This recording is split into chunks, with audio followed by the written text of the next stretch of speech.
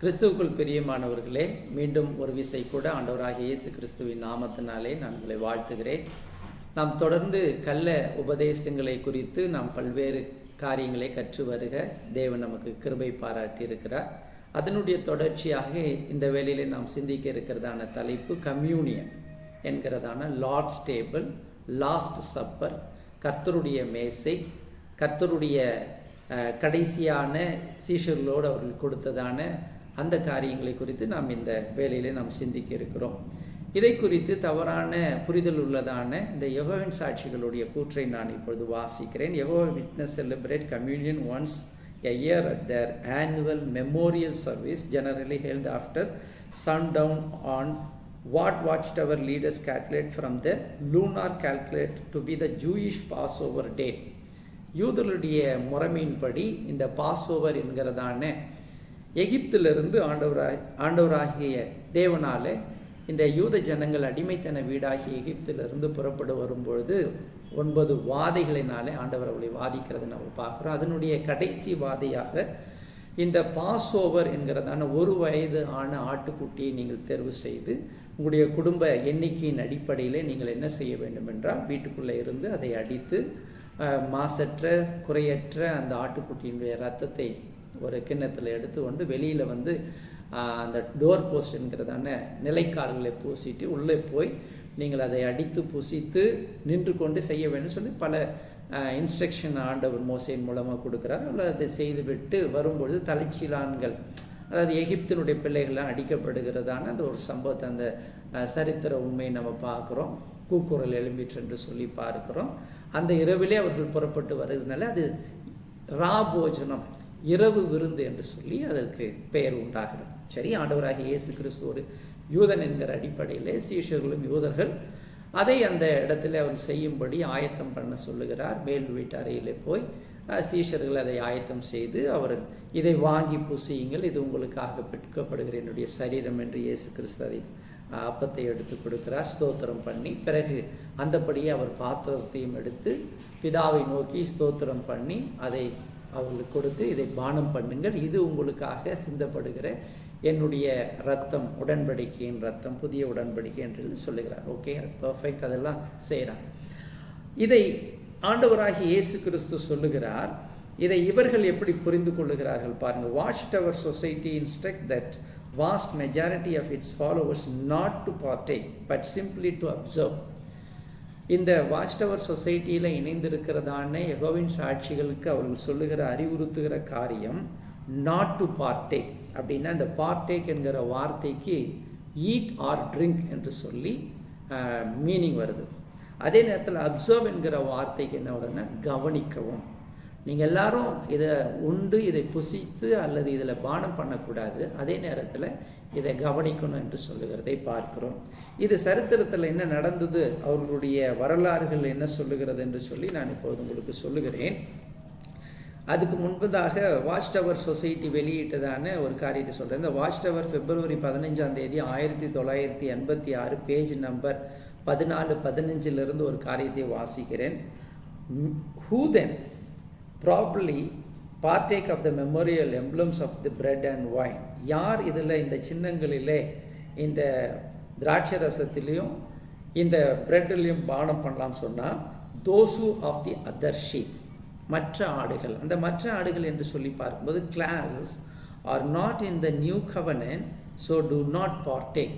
Inverted கமால இருந்து நான் உங்களுக்கு வாசிக்கிறேன். செகண்ட் கிளாஸ், ஃபர்ஸ்ட் கிளாஸ் என்று 2 கிளாஸாக பிரிக்கிறாங்க.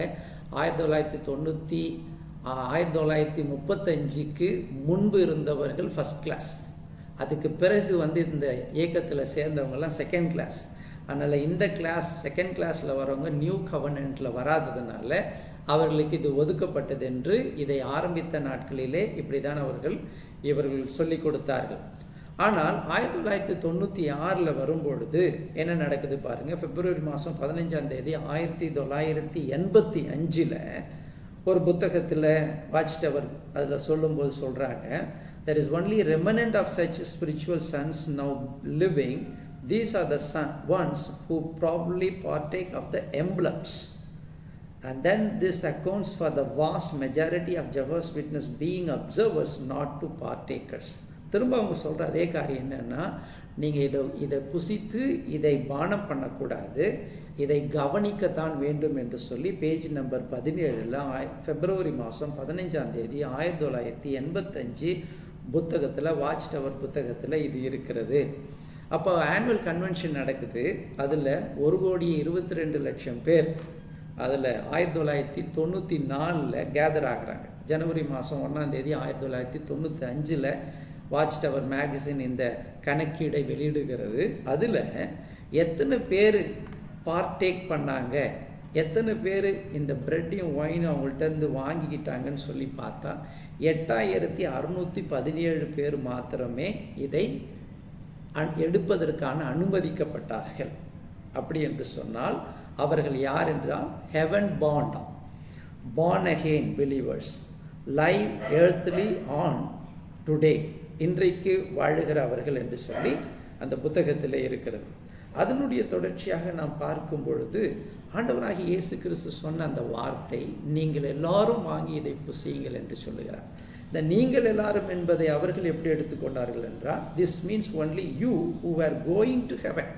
பரலோகத்தை பற்றி சொல்கிறது நான் புரியுதா உங்களுக்கு? 1935 முன்னாடி வந்த பரலோகத்துக்கு போகிற நீங்கள் அப்படின்னு ஆண்டவர் சொன்னதாக இவர்கள் அதை இந்த இடத்திலே கூட்டி குறைத்து எழுதுகிறதை பார்க்கும். சரி, இப்போது ஆண்டவர் நமக்கு கொடுத்த 2 நியமங்கள் சபைக்கு புரியுதான காரியங்களை நான் சொல்கிறேன். இந்த ordinances of the local church. 1 is baptism, number 2 is Lord's table.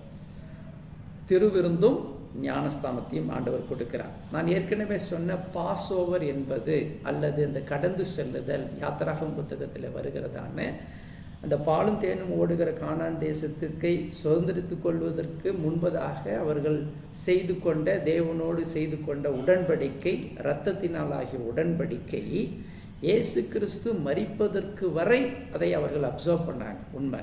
ஆனால் இயேசு கிறிஸ்து மரித்து அடக்கம் செய்யப்பட்டு உயிர்த்தெழுந்த பிறகு ஆண்டவர் கொடுக்கிறதான சபைக்கான அப்போஸ்தலர் மூலமாக வந்ததான உபதேசத்தை நான் சொல்லுகிறேன். 1 கொரிந்தியர் 11ஆம் அதிகாரம் 22 பவுல் சொல்கிறாரு, இது தேவனிடத்திலிருந்து நான் பெற்றுக்கொண்டேன், ஆகையால் நீங்கள் பானம் பண்ணும்பொழுது என்னை நினைவு கூறும்படி இதை செய்யுங்கள், டு ரிமெம்பர் மீ. அவர்கள் எதை ரிமெம்பர் பண்ணணும் அப்படின்னு யூதர்கள் சொல்றதுன்னா, அடிமைத்தன வீட்டிலிருந்து புறப்பட்டு போய் சேர வேண்டியதான காரியம். சபைக்கு ஆண்டவர் கொடுத்த நியமம் என்னவென்றால், இயேசு கிறிஸ்துவனுடைய பாடு, மரணம், அடக்கம், அவருடைய உயிர்த்தெழுதலை நினைவு கூறும்படி இதை செய்யுங்கள் என்று சொல்லுகிறதை பார்க்கிறோம். புது நன்மை என்று சொல்லுவார்கள்.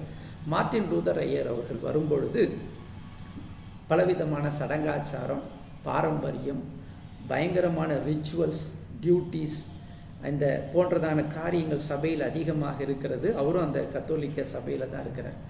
அப்போது அவருக்கு ரோம, அதாவது ஜெர்மன் தேசத்தில் விட்டன்பர்க் என்கிறதான இடத்துல அவர்கள் இருக்கிறார்கள். அப்பொழுது ரோம புத்தகத்தை கொடுத்து கலாச்சாலையிலே நீங்கள் டீச் பண்ண சொல்லும்போது அதை படிக்கும்போது கர்த்தர் ஆவிக்குரிய கண்களை திறந்து அவர் ரிஃபார்ம் அல்லது இந்த சீர்திருத்தம் அல்லது சபையில் இருக்கிறதான பாரம்பரிய கட்டுகளை உடைத்து கொண்டு வந்தது 2 வார்த்தைகளை நான் உங்களுக்கு சொல்லுகிறேன்.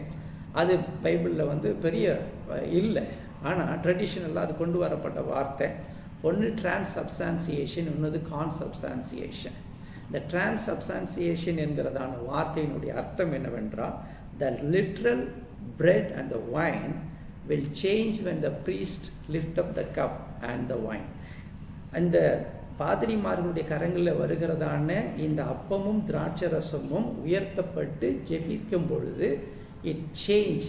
லிட்ரலாக இருக்கிறது என்னன்னா, இயேசு கிறிஸ்துவனுடைய சரீரமாகவும் இயேசு கிறிஸ்துவனுடைய ரத்தமாக மாற்றப்பட்டு பின்பு அது மேசையில் வைக்கப்படுகிறது என்பது பாரம்பரியமான ஒரு கருத்து அல்லது அவருடைய கொள்கையும் அதனுடைய ப்ராக்டிஸாக இருந்தது. ஆனால் லுத்தரையர் என்ன சொல்றாரு, consubstantiation, the literal bread and the wine, it remains as it is. அது எப்படி உங்கள் கையில் வருதோ அதில் எந்த விதமான மாற்றம் வராதபடி அது அப்படியாகத்தான் ஜனங்களுக்கு அது விநியோகிக்கப்படுகிறதே தவிர அது ஜபத்தின் மூலமாக அது மறுரூபமாக்கப்படுகிறதோ அல்லது மாற்றப்படுவதற்கான எந்த சாத்தியக்கூறும் வேதத்தில் அப்படி இல்லைன்னு சொன்னாங்க.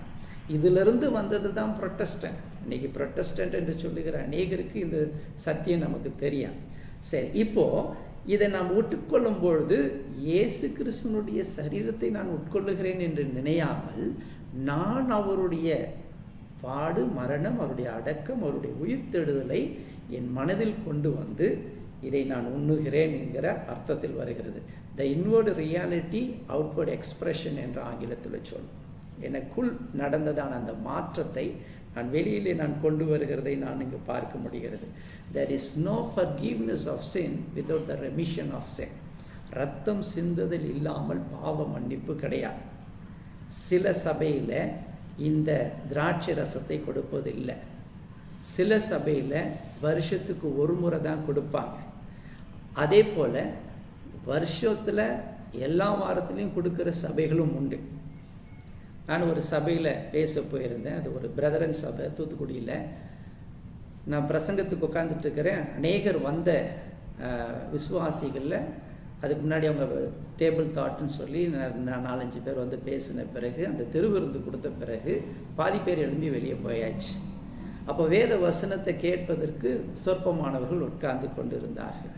இதே நீங்கள் சிஎஸ்ஐ சபையில் பார்த்தீங்கன்னா முதல்ல வேத வசனம், அதனுடைய பாடல், அதெல்லாம் காரியங்கள்லாம் முடித்த பிறகு, செய்தி கொடுத்த பிறகு கடைசியாகத்தான் அவர்கள் சொல்லுவார்கள் இதற்கு தகுதியானவர்கள் இருக்கும்படி அவர்கள் சொல்லுவார்கள். இப்படி ஒரு சபை ஒரு காரியம். அமெரிக்காவில் பார்த்தீங்கன்னா ஒரு சபையில் என்ன செய்கிறாங்கன்னா திருவிருந்துக்கு அந்த திராட்சை ரசத்துக்கு பதில் கொக்கோ கோலாவும் பெப்சியும் கொடுக்குறாங்கன்னு கேள்விப்பட்டேன்.